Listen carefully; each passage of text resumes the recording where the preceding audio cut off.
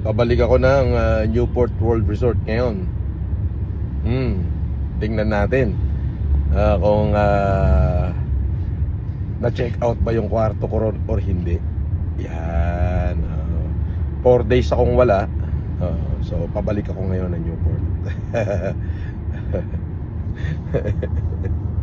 Di ba? Siyempre, magpapalibre na naman tayo.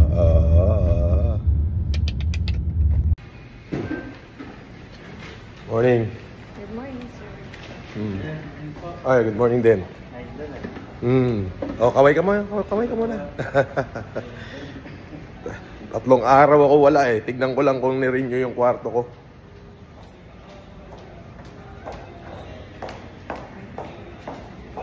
Ay, good morning. Tao. Patek nga nung ano, may ano ba, extension ba yung room ko? Kararating ko lang eh. Sabi naman ng BD ko, in-extend daw. Kasi 4 days ako wala eh. Anong room number balik? 855.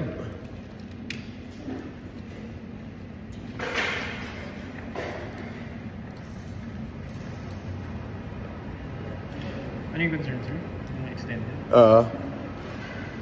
Kasi wala ako 4 days. Sabi ni Christine, in-extend daw niya ngayon. Pero kung darating daw ako, i-extend niya uli mamaya. 855 na, sir?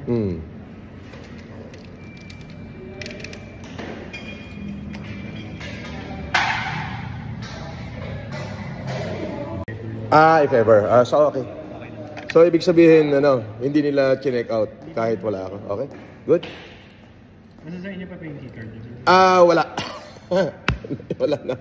Kaya magdalagay muna ako ng gamit. Assist ka muna sila, sir, kasi hindi gumagana yung gawa namin ng susi. Sige. Okay. 4 days kasi kung wala, busy ko kayo makagago eh. Hindi pa rin kayo close, boss? Hindi pa rin kayo close? Wala. Oy, ano balita? Naglaro kami po. Saan? Nag-roulette. Ngayon? Hindi mo kami... Wala. 4 days ako wala eh. Sana kahit wala pala ako, hindi binibitawan ng Newport yung kwarto ko, no? Oo, sir. Depende kasi ano, sir eh. Baka gago, tain na mo.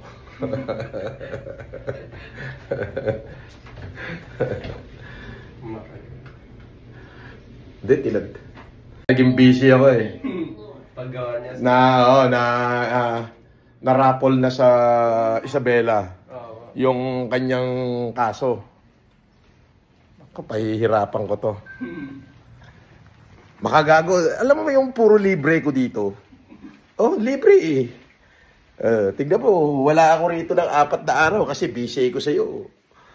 Pagbalik ko, yung kwarto ko, hindi naman chine-check out ng Newport World Resort. Continue pa rin.